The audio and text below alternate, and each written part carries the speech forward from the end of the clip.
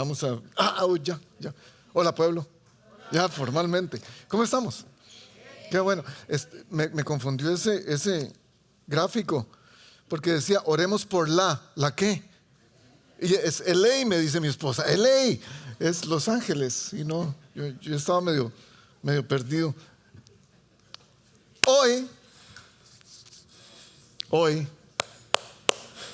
vamos a seguir hablando acerca de los fundamentos de la fe. Hasta hoy hemos hablado de varias cosas.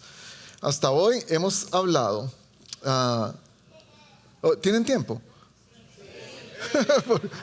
No, ya me dijeron allá atrás, tranquilo, no hable tanto, pero es que es difícil. Hasta hoy hemos hablado de dos cosas. La primera cosa que dijimos en el primer sermón es que lo que creemos es importante, las bases de lo que creemos es importante. Usted no solamente tiene que decir que cree en algo, usted tiene que representarlo. Eso es importante en su vida. Si usted no está parado en algo sólido, eso no es verdad. Está basado en algo que no es verdad, que es mentira. Y tenemos que estar parados en roca, no en arena. Esa es la primera cosa de la que hablamos. La semana pasada hablamos de que lo que creemos está basado en una historia, está basado en la historia de Dios, que está escrito en su palabra, en un libro que tiene más... Que tiene como 40 escritores, va por un lapso, ha sido escrito por un lapso de 1500 años. Esa es la Biblia.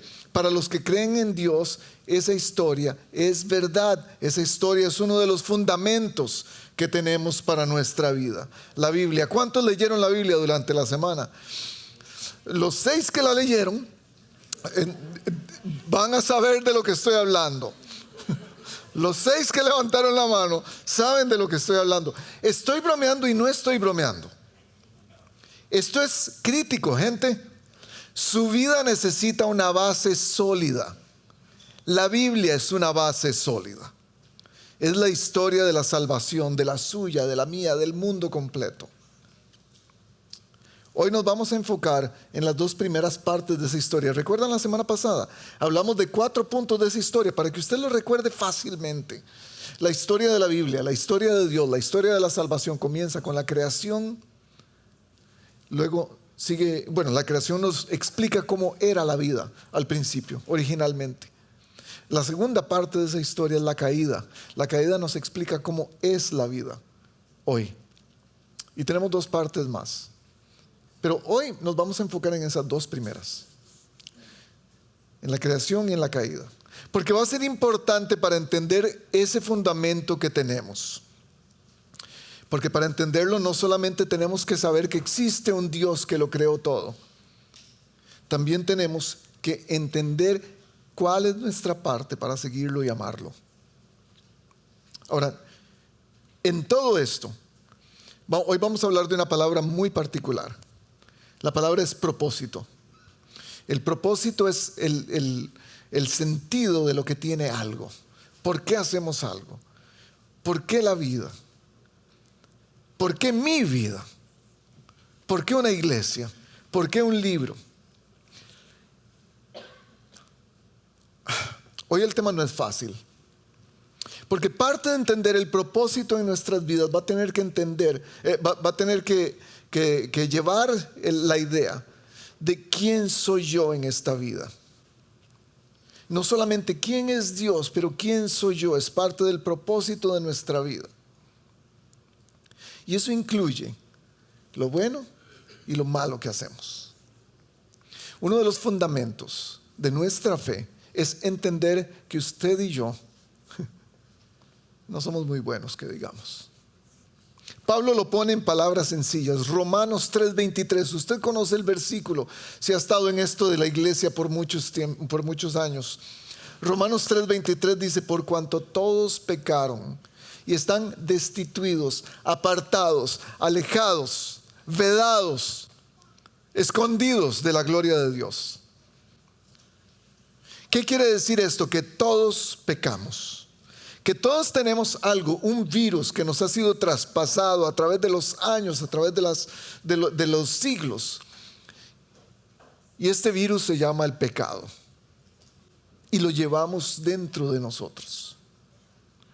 A través de la historia de Dios vamos a entender esto. Entonces vamos a comenzar. Agarre su boletín. Hoy vamos a empezar a escribir tempranito.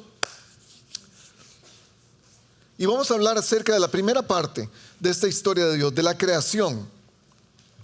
La creación de Dios.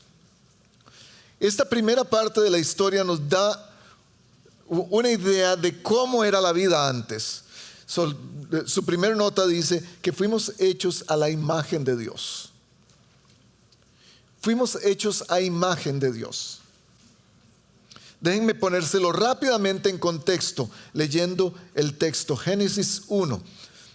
Luego dijo Dios: hagamos al ser humano a nuestra imagen y semejanza. Si quiere buscarlo, búsquelo. Hoy vamos a ir rápido, así que Génesis 1, 26 al 31. Luego dijo Dios: hagamos al ser humano a nuestra imagen y semejanza, que tenga dominio sobre los peces del mar y sobre las aves del cielo, sobre los animales domésticos y sobre los animales salvajes, y sobre todos los animales que se arrastran por el suelo.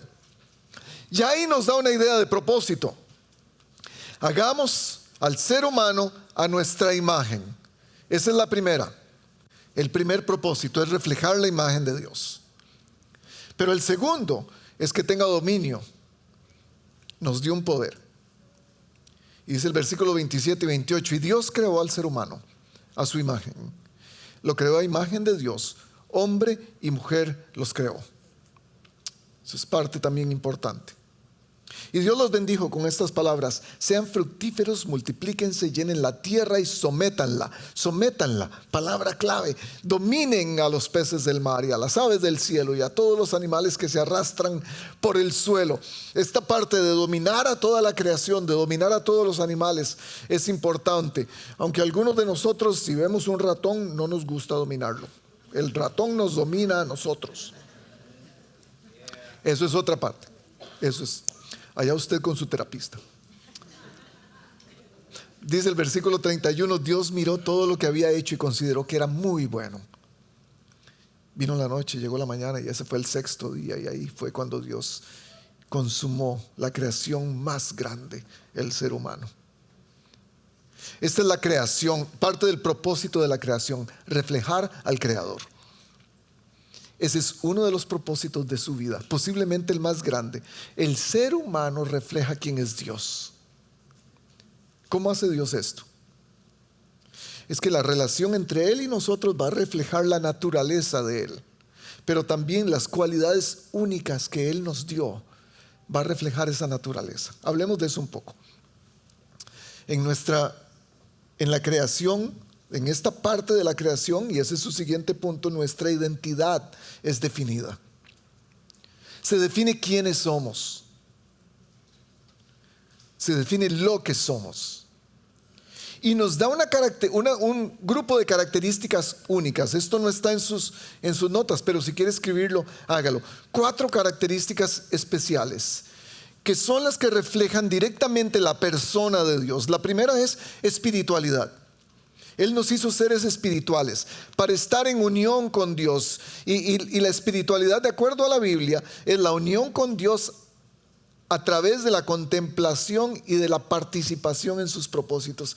¿Qué quiere decir esto? El rey está hablando demasiado alto para mí hoy. Déjeme traerlo para que usted lo pueda entender. La espiritualidad quiere decir que usted contempla a Dios, que usted puede percibir quién es Él. Pero que al percibirlo no se queda ahí, y usted se queda en un estado de gravitación emocional, sintiéndose que está en otro planeta. No, usted tiene que hacer algo con ello. Usted tiene que participar con Dios en algo. Y es ahí cuando la espiritualidad tiene que ver no solamente con un aspecto puramente mental y emocional, tiene que ver con un aspecto práctico, útil. Nos hace hacer o nos lleva a hacer algo. La segunda característica no es solamente espiritualidad. La segunda característica es creatividad. Somos seres creativos, hacemos cosas. Cada vez que creamos algo, reflejamos a Dios. ¿Qué es lo que crea usted? Algunos dicen: no, yo no soy creativo, solamente porque no sabe pintar como Picasso. pero usted hace algo. Y eso que usted hace refleja a Dios. Ya sea cocinar, ya sea limpiar bien los zapatos. No sé, hay algo en usted que refleja a Dios. Hay algo que usted hace que es creativo y refleja a Dios. La tercera característica es racionalidad. Él nos hizo seres pensantes. Es la capacidad de pensar, la capacidad de entender, la capacidad de actuar según la lógica y la razón. Ninguna otra cosa creada tiene esa característica, solo nosotros, los seres humanos. Usamos la razón. Y la cuarta, muy importante, es la moralidad. Él nos hizo con un estándar de comportamiento para poder subsistir con otras personas. Es entender cómo separar lo bueno de lo malo. Una vez más, el resto de la creación no tiene ninguna de estas características: espiritualidad, creatividad, racionalidad y moralidad. Y esas características apuntan a un aspecto muy particular. Cuando usted es espiritual, cuando usted es creativo, cuando usted tiene razón o razonamiento, cuando usted tiene moral, quiere decir que usted es libre. Quiere decir que usted tiene la libertad de hacer esas cosas por usted mismo, usted decide. Entonces nos dio la libertad para hacer tres cosas. La primera es para decidir. Nosotros decidimos por nosotros mismos. Nadie lo trajo a usted obligado hoy. Y si alguien lo trajo obligado hoy, qué bueno. Para que oiga la palabra de Dios. No, hacemos cosas por nosotros mismos. Pensamos, meditamos, resolvemos. Tenemos el poder en nuestra vida de decir sí o de decir no. Y algunos que decimos que sí a muchas cosas nos metemos en cada lío. Y algunos que decimos no, también nos metemos en líos. Pero tenemos el poder de hacerlo. Podemos decir sí o no. Podemos decidir. La segunda cosa, la libertad nos da el poder de gobernar. Tenemos algo innato dentro de nosotros, un talento innato para gobernar. Si no, pregúntele a mi hija, que cree que es la dueña de la casa. Somos administradores de la creación, la usamos, somos creativos con ella, porque con este gobierno, la capacidad de gobernar, vamos a crear o vamos a destruir. Y es por eso que decidimos. Y la tercera cosa para la que tenemos libertad es para establecer relaciones. Decimos que sí o no, decidimos, creamos o destruimos, gobernamos en estas relaciones. Tenemos tres tipos de relaciones que Dios nos dio la libertad de tener. Número uno, tenemos la libertad de tener una relación con Él. Él quiere tener una relación con nosotros. Esa es una relación de amor profundo que Él quiere. Si usted quiere ponerlo en términos más bíblicos, es una relación ágape, es la palabra en griego.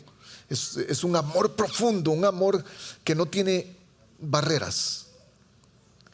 Pero también nos dio la oportunidad de establecer relaciones, la libertad de establecer relaciones unos con otros. Estas son las relaciones de afecto, un afecto verdadero.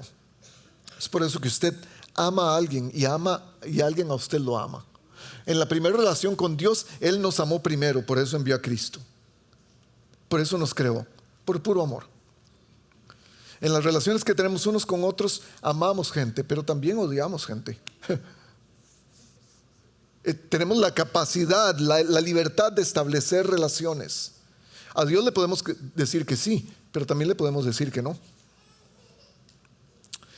Pero también tenemos una relación con la creación.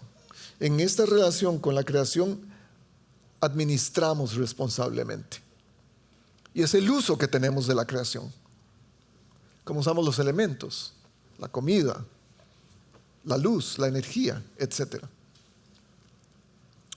Ahora usted me puede decir, pero los animales también tienen libertad. Ayer me mordió un perro y nadie lo tenía y yo tengo la libertad de morderme. Pero los animales tienen la capacidad de tener relaciones también.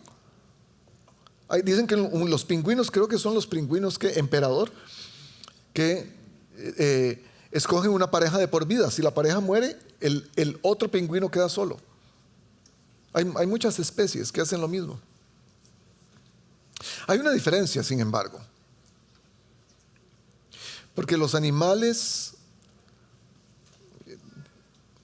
voy a intentar decirlo con tacto porque hay niños en el cuarto, pero los animales copulan por instinto, mientras los seres humanos se ha dicho que hacen el amor. Ahí es donde está la diferencia. El instinto y la intención. El instinto nos hace hacer las cosas porque sí. Los animales funcionan por instinto. Nosotros somos los únicos seres creados que actuamos con razón, con espiritualidad, con creatividad y con moralidad. Eso nos hace tomar decisiones.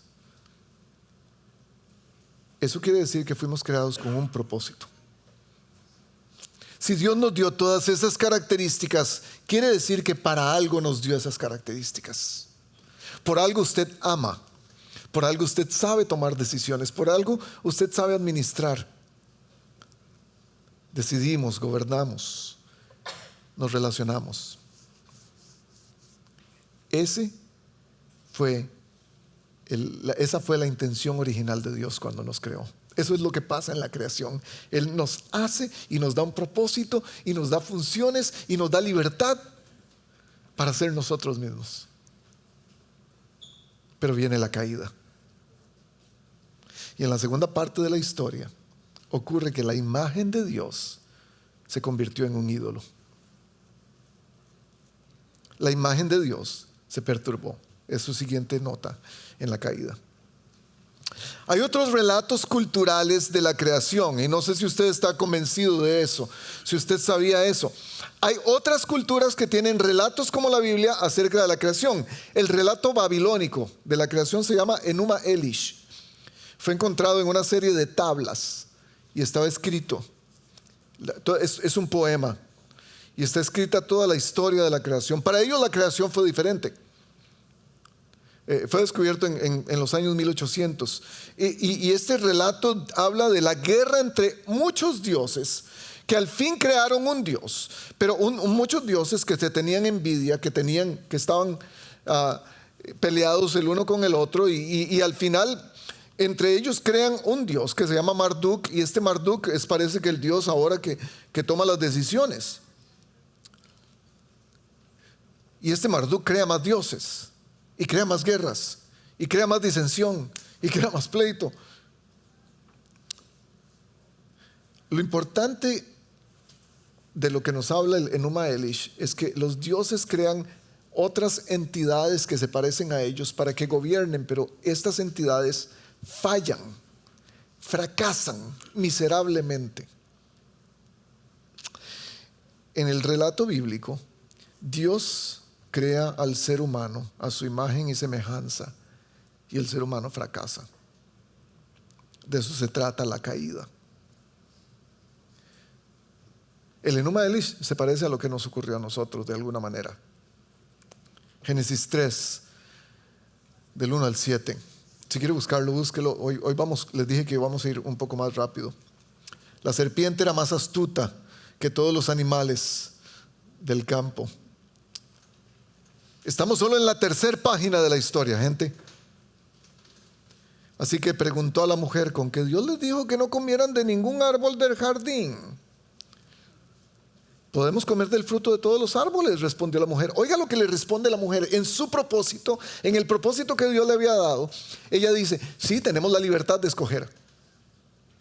Tenemos la libertad de elegir. Podemos comer del fruto de todos los árboles, respondió la mujer. Pero en cuanto al fruto del árbol que está en medio del jardín, Dios dijo: no coman de ese árbol ni lo toquen, de lo contrario morirán. Pero la serpiente dijo a la mujer: no es cierto, no van a morir. La primera mentira de la Biblia.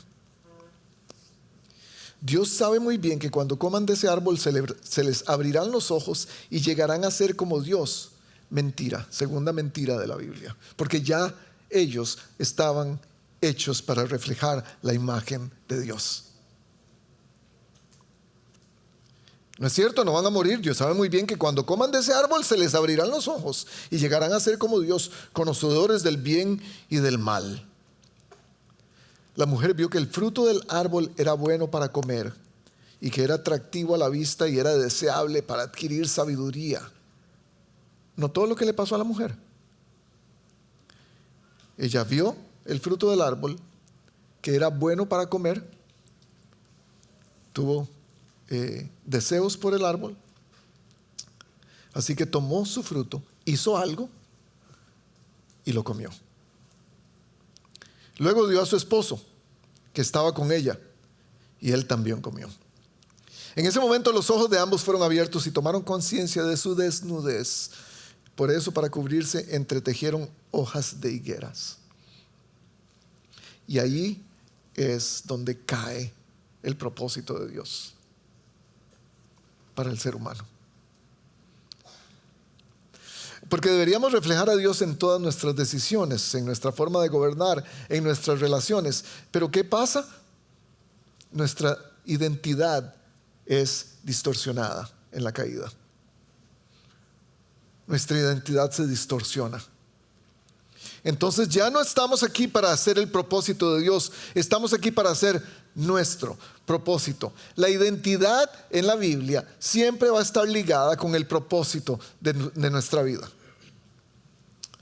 Y sin embargo, cuando nosotros desligamos esas dos cosas, el propósito de Dios y nuestra identidad, entonces creemos que nosotros mismos podemos definir nuestra identidad.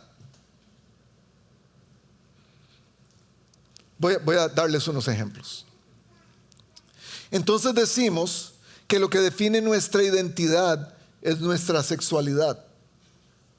Si somos heterosexuales o si somos homosexuales. Y eso define quién soy. Otros dicen que lo que define su identidad es lo que saben. Si sé lo suficiente o si no sé lo suficiente, entonces soy brillante o soy tonto. Y eso define la identidad. O es el rol del poder, la autoridad que tenemos sobre otras personas o no. ¿Es usted empleado o es empleador? Y eso define su identidad. Otros dicen que no, que la identidad se define por cuán espiritual soy o cuán no espiritual soy. Entonces, venimos a la iglesia porque no leímos la Biblia durante la semana y nos venimos sintiendo 3 metros bajo perro. Y yo no soy bueno espiritualmente. El pastor sí, porque vea qué bonito que habla. Y usted no sabe nada de mi semana.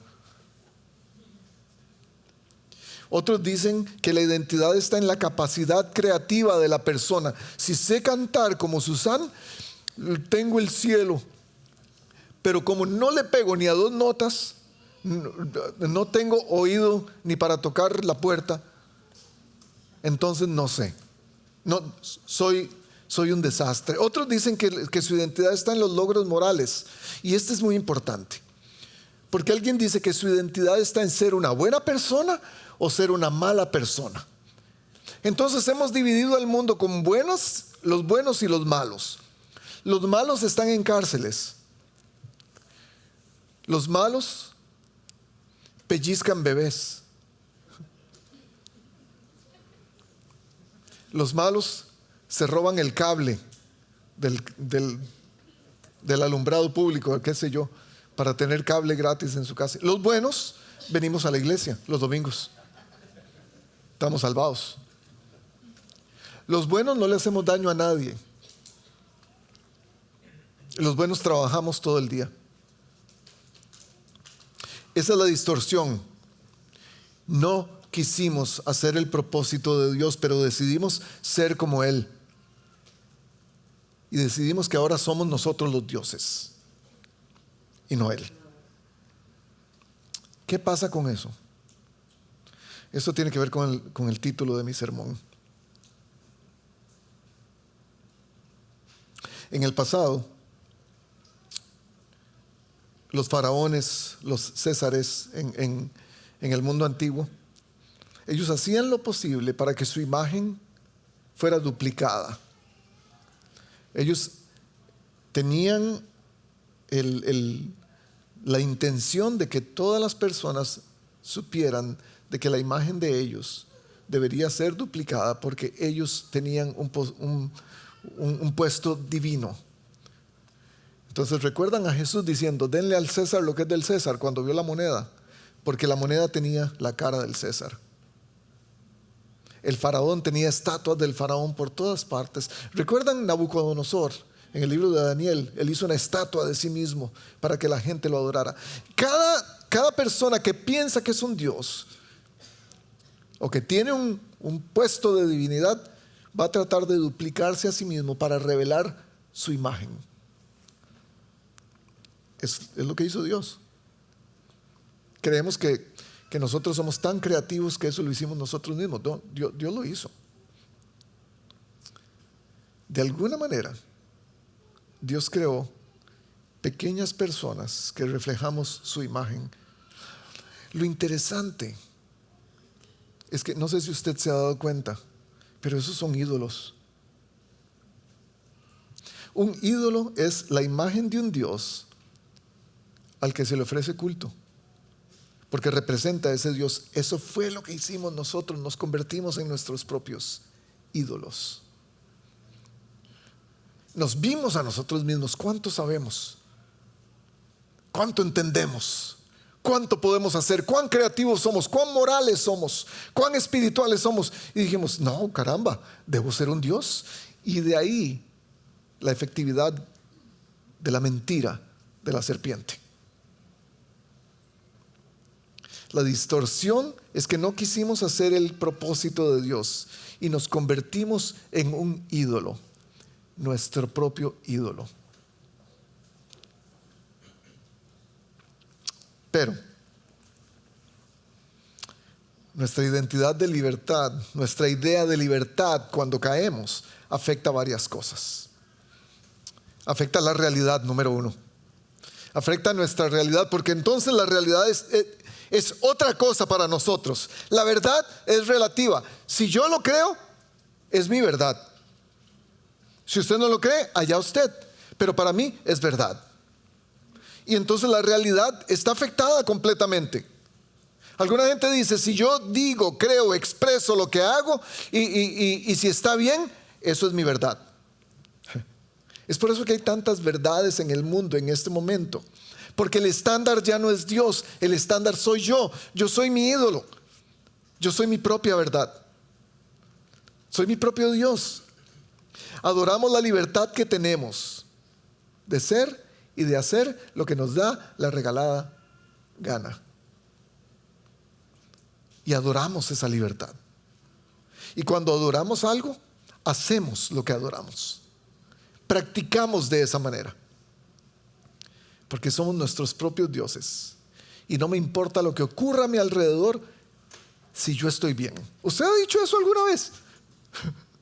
Yo creo que todos lo hemos dicho en algún momento. Si yo estoy bien, ¿qué importa? Especialmente cuando alguien nos dice que estamos haciendo algo mal y decimos: yo no le estoy haciendo daño a nadie. Déjeme vivir mi vida. Soy quien quiero ser. Yo tengo mis propias preferencias. Yo tengo mi propio comportamiento. Y no quiero escuchar razones que digan lo contrario, porque yo tengo mi propia verdad. Y entonces la realidad está fuera de todo esto. Esta es la idea. Traficar drogas le hace daño a alguien en algún momento. Pero caramba, si me da dinero, estoy ganándome la vida honradamente. Estoy trabajando duro por mi familia. Y allá el que quiera comprar las drogas, yo solamente las pongo a la orden del día. ¿Me estoy dando a entender? La realidad está completamente destruida, la percepción equivocada de la realidad. Eso es lo que nos hace justificar todo lo que hacemos. Usted y yo justificamos nuestro pecado. Cuando decimos una mentira, decimos que es blanca. Cuando mentimos decimos que tenemos una razón para hacerlo. Cuando juzgamos, cuando odiamos, decimos que tenemos una razón para hacerlo. Cuando hacemos algo equivocado, generalmente decimos, pero por lo menos yo no hago lo que hace el otro. Voy a llegar ahí en un momento. Lo que nos encanta de todo esto es que creemos que lo que hacemos, que nuestras decisiones son correctas. Y es por eso que hoy en día las mujeres ya no son mujeres, los hombres ya no son hombres, porque podemos tomar las decisiones que queremos. Ya no soy solamente una persona común y corriente, ahora soy una persona con poder, porque tengo una escala social diferente a los demás y mi realidad está completamente distorsionada. Nuestra libertad también afecta nuestro valor. No solamente nuestra realidad, pero también nuestro valor. Y la persona más importante en el mundo ahora soy yo. El mundo gira alrededor mío. Eso se llama orgullo. Y si usted conoce algo de la historia bíblica, esto fue lo que hizo que Satanás cayera. Orgullo. Alguien dice que los dos elementos más serios del pecado, que producen el pecado, son el orgullo y el otro es el egoísmo. Pero esta realidad distorsionada cambia mi valor, porque o puedo verme como la última Coca-Cola del desierto, como hablaba la semana pasada, como la mamá de Tarzán en Maxifalda, o me puedo hacer como la piltrafa más sucia de la tierra. Y no hay nada más alejado de la realidad que eso. Porque mi verdad es relativa, hay una constante necesidad de cambiarla para que calce con el valor que yo tengo. Ya no es suficiente ser la criatura que Dios creó, porque yo decido mi valor. Y a mí qué me importa lo que Dios diga quién soy yo. Yo decido quién soy yo y yo decido lo que valgo. El valor de una persona, entonces, se ve como 6 cuadritos en el estómago, en las redes sociales. O se ve como 6 números en los ingresos anuales. El asunto es si usted pone su valor basado en su propio estándar, siempre va a fallar. Porque va a cambiar día con día. Porque mañana vas a tener los 6 cuadros en la panza y vas a tener los 6 números en el banco. Pero alguien más te va a decir que no tienes valor porque no sabes leer. Si tenemos la identidad distorsionada, entonces ponemos nuestro propio valor o el de los demás, nosotros mismos. O las redes sociales ponen nuestro valor. O la sociedad pone nuestro valor. O lo que tenemos. O lo que no tenemos. O lo que soy o lo que nunca pude llegar a ser. Pone mi valor. O lo pone cualquier cosa menos Dios. Nuestra idea de libertad afecta la realidad, afecta nuestro valor y también afecta, número 3, el propósito de nuestra vida. Porque ya el propósito de mi vida no es el que Dios quería. Pensamos en términos de propósito de nuestra vida que está en los beneficios que obtenemos. Creemos que el propósito de Dios para nuestra vida es ser bonitos, ricos, saludables y sabios e inteligentes. Y algunas veces no es así. Si tenemos una vida agradable y cómoda, si tenemos una vida de Walt Disney, creemos que ese es el propósito de Dios para mi vida, es la voluntad de Dios para mi vida. Pero si algo malo pasa, no es la voluntad de Dios. Hay que orar para que Dios se deshaga de eso. Y siempre que algo malo llega a nuestra vida, pensamos, hay algo que no está bien en mí, hay algo que no está pasando, que no está bien. Entonces, hay que ir a la iglesia. Entonces, no sé cuántos han venido hoy porque algo malo les pasó durante la semana y están aquí a ver si chuchus, que se vaya el diablo y ven a Jesús. ¿Me estoy dando a entender? Porque el propósito de nuestra vida ya dejó de ser el propósito que Dios nos dio, ahora es el propósito que nosotros le ponemos a nuestra vida. Tiene que ver con nosotros, con nuestro bienestar, con nuestra salud, con nuestras finanzas, con ser parecido a Dios, con lo que me gusta el fruto porque me lo voy a comer. Yo decido dárselo a mi marido o a mi esposa, pero al rebelarnos en contra de Dios, ese propósito se distorsiona. ¿Cómo se distorsiona ese propósito? Y aquí vamos a entrar ya a nuestro tema en realidad. Somos ídolos rotos. Somos ídolos. Dios nos hizo para reflejar quién Él es, pero fallamos y nos convertimos en nuestros propios ídolos. Éxodo 20, versículos 3 al 5. No tengas otros dioses delante de mí. Además de mí no tengas otros dioses. No te hagas ninguna imagen ni nada que guarde semejanza con lo que hay arriba en el cielo, ni con lo que hay abajo en la tierra, ni con lo que hay en las aguas, ni debajo de la tierra. No te postres delante de ellos, ni los adores. Yo, el Señor tu Dios, soy un Dios celoso. Ok, voy a aclarar algo. Yo no vine hoy a predicarle a ningún católico. Y algunos de nosotros apenas escuchamos la palabra ídolos, dijimos, sí, qué bueno, denle a esos católicos. Usted no sabe que usted tiene un ídolo en el espejo. Usted no sabe que usted tiene un ídolo en su fotografía en Facebook. Si no lo sabe en este momento, usted no sabe que tiene un ídolo sentado o acostado en una cuna en su casa, porque algunas veces nuestros ídolos son nuestros hijos. Usted no sabe que tiene un ídolo que va a trabajar y vuelve del trabajo todos los días, ya sea esposa o esposo. Nos hacemos ídolos. ¿Por qué Dios nos hizo así? ¿Por qué si Dios sabía que íbamos a hacer esta barbaridad que hicimos en la segunda parte de la historia, en la tercera página de la historia? ¿Por qué Dios nos hizo imágenes semejantes a Él? Porque el propósito de un ídolo es reflejar la imagen de su creador, de acuerdo al propósito de Dios. Pero nosotros nos convertimos en ídolos rotos, no en ídolos correctos, porque distorsionamos el propósito de Dios para nuestra vida, creyendo que la vida se trata de nosotros y no de Dios, y convirtiéndonos en nuestros propios dioses. Déjeme volver otra vez. Génesis 3, versículo 5. Dios sabe muy bien, le dijo la serpiente a la mujer, Dios sabe muy bien que cuando coman de ese árbol se le abrirán los ojos y llegarán a ser como Dios. ¿Llegaré a ser como quién? Como Dios. ¿Dónde firmo? Voy para adentro. ¿Dónde firmo? ¿Cómo nos convertimos en nuestros propios dioses? ¿Cómo fue eso?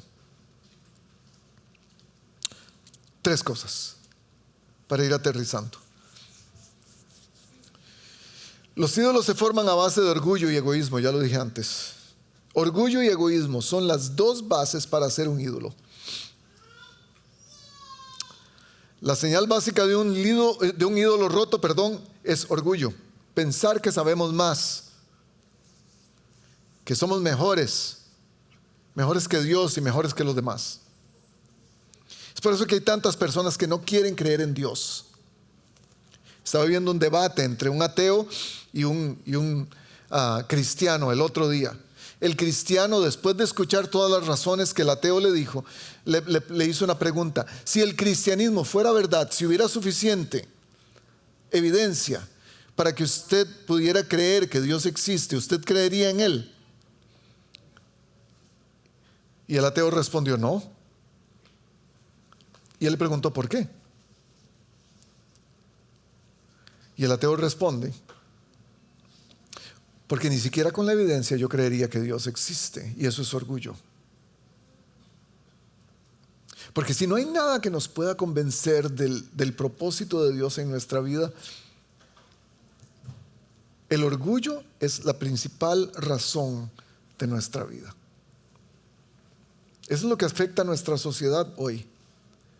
Todos tenemos nuestra propia verdad y justificamos nuestro propio comportamiento perverso. Todo lo que hacemos que está equivocado tiene una razón y una justificación. Orgullo es una palabra muy popular hoy. De hecho, es el lema de algunos grupos. Y se sienten orgullosos. Nos sentimos orgullosos de habernos rebelado en contra de Dios. Nos sentimos orgullosos de tomar mis propias decisiones, nuestras propias decisiones, y no un Dios que me dice qué es lo que tengo que hacer. Me siento orgulloso de lo que he logrado, de cuán inteligente soy. Y ese orgullo nos lleva a querer más gloria. Y adivinen para quién es esa gloria. Es para mí. Porque si soy un ídolo que Dios creó para su propia gloria, lo que estoy haciendo es creando un ídolo de mí mismo para mi propia gloria. Más reconocimiento, más gloria. ¿Para qué voy a compartir todo el poder que tengo con un Dios al que ni siquiera puedo ver? De ahí nace un profundo egoísmo y todo es para mí. Lo que yo hice, todos mis logros son míos, no son de nadie más. Entonces de ahí no importa lo que yo haga, bueno o malo, si me satisface debe ser bueno, porque yo soy mi propio estándar de la moralidad. ¿Me estoy dando a entender? Estamos completamente distorsionados de la idea original. Cualquier cosa que nos haga sentir bien está bien hecha. Si me hace sentir bien, está bien. Es por eso que vengarse se siente tan rico. Es por eso que pecar se siente tan rico. Porque es para mí. Yo soy mi propio Dios. La vida se trata de mi bienestar físico, de mi bienestar social y mi bienestar económico. El orgullo y el egoísmo nos hace pensar que nosotros somos los que definimos los atributos que Dios nos dio. Es la rebelión en contra del diseño original de Dios, como si fuera algo positivo, solo para darnos placer a nosotros mismos. Este es el asunto con el orgullo. El orgullo siempre mira a los demás hacia abajo, porque está tan alto que no puede ver hacia arriba. Si pudiera ver hacia arriba, podría ver a Dios, pero no es capaz de hacerlo. Romanos capítulo 1 nos va a evidenciar esto. Ese es el que les voy a pedir que busquen hoy. Romanos capítulo 1, Nuevo Testamento, sexto libro del Nuevo Testamento. Capítulo 1, versículo 18. En verdad, la ira de Dios viene revelándose desde el cielo contra toda impiedad e injusticia de los seres humanos que con su maldad obstruyen la verdad. Parte de la idea del propósito que Dios nos hizo es que Él es el dueño, Él es el creador. El creador hace lo que Él quiere con su creación. Y cuando Dios ve lo que está ocurriendo, no puede no puede darse de la vista gorda. Algo tiene que hacer. Versículo 21, Romanos 1. A pesar de haber conocido a Dios, no lo glorificaron como a Dios, ni le dieron gracias, sino que se extraviaron en sus inútiles razonamientos y se le oscureció su insensato corazón. Aunque afirmaban ser sabios, se volvieron necios y cambiaron la gloria de Dios, del Dios inmortal, por imágenes que eran réplicas del hombre mortal, de las aves, de los cuadrúpedos y de los reptiles. Y Pablo nos está definiendo qué fue lo que hicimos, no solamente en la página 3, sino todavía en 2025. Estamos replicando exactamente lo que Adán y Eva hicieron. Es por eso que los ídolos se forman con base en egoísmo y orgullo. Pero número 2, un ídolo no puede hacer nada para evitar estar roto. Ese es el problema. Es que estamos quebrados, venimos chuecos. Es un defecto de fábrica. Voy a ponerlo de esta manera. ¿Alguien sabe de computadoras aquí? Si usted sabe algo de computadoras, la computadora puede ser la mejor computadora del mundo, pero si tiene el software equivocado, no va a funcionar. Fue lo que pasó hoy en la mañana. Fui a mi oficina porque tenía que imprimir algunas cosas. Vine temprano. Me senté en mi escritorio y dije, voy a imprimir. Mientras el monitor estaba negro. Dije, pulso la tecla y el monitor va a prender. Nunca prendió el bendito monitor. Porque hay algo en el software. Revisé todas las conexiones. Prendí, apagué. O sea, tampoco crean que soy un insensato de computadora. Y no quiso. Porque algo en el software no está bien. La computadora puede ser perfecta. Y déjeme decirle, usted es la computadora. Nosotros somos la computadora. La creación de Dios es perfecta. Pero tenemos el software equivocado. Y nos corre por las venas. Se llama pecado. Es por eso que Pablo nos está definiendo qué es lo que está ocurriendo aquí. Y no podemos hacer nada para cambiar eso. Porque los ídolos, adivine qué, son creados. Los ídolos no se hacen a ellos mismos. Son creados. Entonces no tienen el poder para restaurarse a sí mismos. Esas son malas noticias para nosotros. Es parte del engaño. Que pensamos que tenemos el poder de cambiarnos a nosotros mismos y de ser mejores. Al contrario, por nosotros mismos corremos a la autodestrucción constantemente. Voy a traer una historia muy conocida que algunos de ustedes han escuchado. No está en la Biblia, pero casi es de la Biblia. Pinocho.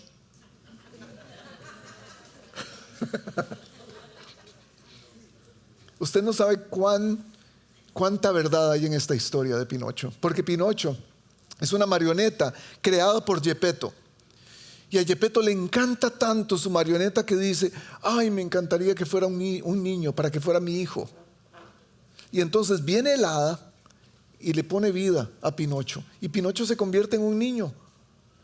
Y Geppetto está tan contento que lo manda para la escuela. Pero el primer día de escuela, ¿qué hace Pinocho? Va y se junta con los canallas esos o con una mara ahí, terrible.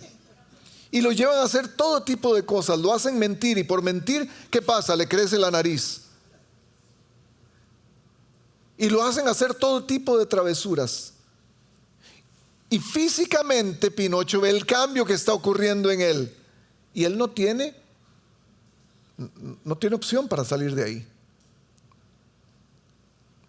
No es sino hasta que vuelve a encontrarse con Geppetto que encuentra el propósito de su vida. De eso se trata esta historia. Volvamos a Romanos 1, versículo 23. Y cambiaron la gloria de Dios, del Dios inmortal, por imágenes, dice el versículo 23. Vamos al 24. Por eso Dios los entregó a los malos deseos de sus corazones. Esto se llama consecuencias de nuestro pecado, que conducen a la impureza sexual. De modo que degradaron sus cuerpos los unos con los otros. Cambiaron la verdad de Dios por la mentira, adorando y sirviendo a cosas creadas antes que al Creador, quien es bendito por siempre. Amén. Por tanto, Dios los entregó a pasiones vergonzosas. En efecto, las mujeres cambiaron las relaciones naturales que van contra la naturaleza. Asimismo, los hombres dejaron las relaciones naturales y la mujer naturales con la mujer y se encendieron en pasiones lujuriosas los unos con los otros. Hombres con hombres cometieron actos indecentes y recibieron sobre sí mismos el castigo que merecía su perversión. Segunda cosa que tengo que decir, este sermón no es para católicos. Número 2, este sermón no es para LGBT tampoco. Este sermón es para usted y para mí. Porque esto está describiendo quiénes somos nosotros, cómo nos hemos distorsionado del propósito original. Versículo 28. Además, como estimaron que no valía la pena tomar en cuenta el conocimiento de Dios, Él a su vez los entregó a la depravación mental, para que hicieran lo que no debían hacer. Se han llenado de toda clase de injusticia, maldad, avaricia y depravación. Están repletos de envidia, homicidios, desacuerdos, engaño y malicia. Son chismosos. Ojo, son chismosos. calumniadores, enemigos de Dios, insolentes, soberbios, arrogantes, se ingenian maldades, se rebelan contra sus padres, son insensatos, desleales, insensibles, despiadados. Saben bien que según el justo decreto de Dios, quienes practican tales cosas merecen la muerte. Sin embargo, no solo siguen practicándolas, sino que incluso aprueban a quienes las hacen. Y esa es la descripción de nuestra sociedad de hoy. Ahí es donde estamos, gente, en la caída. Así es como es la vida hoy. Y después de escuchar esto, decimos, un momento, no todos los seres humanos somos tan malos. Habemos aquellos que somos buenos. A pesar de nuestras preferencias y escogencias, somos buenos. A pesar de nuestra religión, somos buenos. A pesar de que hay gente allá que hace cosas feas, yo no, yo soy gente buena, soy gente respetable. El vecino le puede decir quién soy yo. No le hacemos daño a nadie. Voy a la iglesia todos los domingos. Le doy limosna a la gente que se para ahí en Walmart a pedir. Soy bueno. Ahí es donde usamos algo, ustedes me han escuchado hablar de esto, el pecadómetro. El pecadómetro nos dice que yo peco menos que otra persona, entonces eso me hace bueno. Eso es mi estándar, no el estándar de Dios. Y este es el problema donde nos equivocamos. Es la última cosa que tengo para ustedes. No necesitaríamos un Salvador si el propósito de la vida es solo ser buenos. Si ser bueno es el propósito de la vida, no necesitamos a Jesús. Porque usted y yo podemos pensar en nuestra propia mente que somos buenos. Cualquiera puede ser bueno. Hay gente que sin ser cristianos son buenos, posiblemente más buenos que nosotros. Ahí es donde usamos el pecadómetro. Cuando pensamos que nuestro pecado no es tan malo como el de la otra persona que comete más horribles pecados, y creemos que podemos reinventar los conceptos que Dios nos dio desde el principio. El propósito de la vida es dar la gloria a Dios en todo. Y seamos honestos, lo hemos perdido. Porque si usted me dice que usted le dio la gloria a Dios con todo lo que hizo esta semana, posiblemente va a estar mintiendo, y yo también. Porque mi vida está sumamente lejos de Dios, como lo dijo Romanos 3:23. Y estas son las malas noticias. Para lograrlo, no podemos contar con nosotros mismos. Usted y yo no tenemos el antídoto a esto. Usted y yo no podemos evitar pecar, porque nadie es capaz de deshacerse de su ídolo. Nadie. Y es tan difícil dejar de pecar. En el capítulo 7 de Romanos, él dijo: yo sé que en mí, en mi carne, es decir, nada bueno habita. Aunque deseo hacer lo bueno, no soy capaz de hacerlo. De hecho, no hago el bien que quiero, sino el mal que no quiero. Y si hago lo que no quiero, ya no soy yo quien lo hace, sino el pecado que mora en mí, el software en mi computadora que no funciona. Porque si fuéramos capaces de hacerlo por nosotros mismos, no tendríamos que actuar como buenas personas. Seríamos todos iguales a Dios. Hay algo que no podemos hacer, y eso es salvarnos a nosotros mismos. No podemos. Y esto es lo que cuenta esta segunda parte de la historia, la caída. Esta es una base importante para entender lo que Cristo puede hacer por usted. Es saber que usted no puede hacer nada por usted mismo. Que usted no puede hacer nada por su pecado. Y entonces Pablo dice ahí mismo en Romanos 7, soy un miserable. ¿Quién me librará de este cuerpo de muerte? En palabras más sencillas, como lo dice el gran teólogo Chespirito.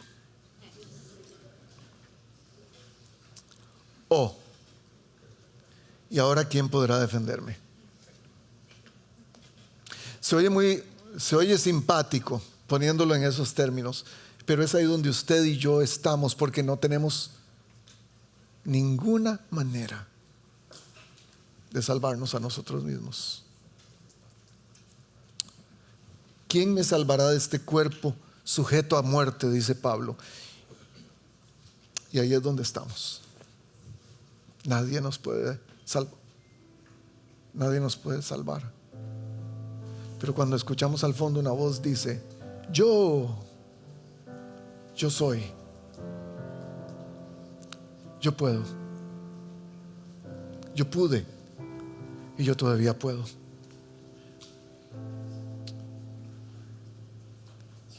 Esa condición de pecado duele.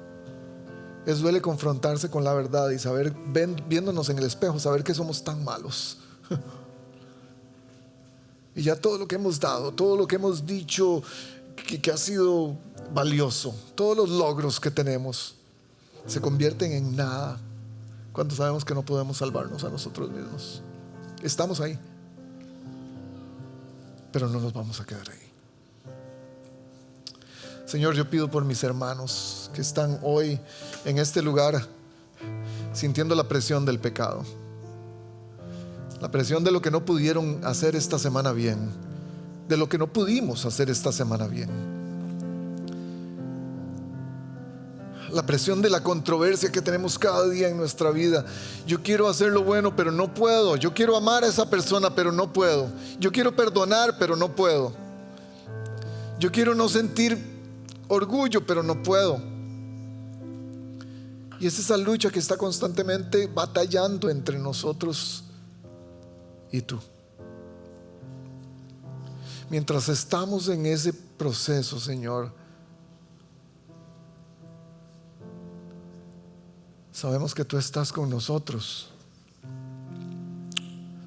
porque entendemos la historia, queremos entenderla. Y Señor, oro por aquellas personas que hoy vinieron sintiéndose que no tienen salida. Porque entre más decimos hoy, ahora, ¿quién podrá defenderme?, escuchamos la voz antigua, escuchamos la voz insistente, escuchamos la voz que no para, la obstinada voz de Cristo diciendo: yo puedo.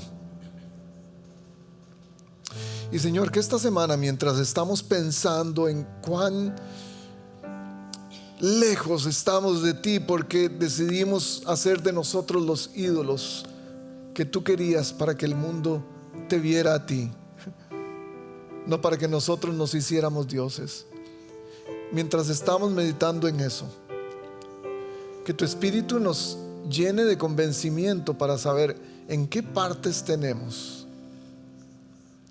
que volver de vuelta al diseño original. Y la próxima semana poder enfrentarnos a aquel que es capaz de sacarnos de donde estamos. Gracias por tu voz que no merecemos escuchar. Ayúdanos en esta oscuridad en la que estamos. Lo pedimos en el nombre de Jesús. Amén.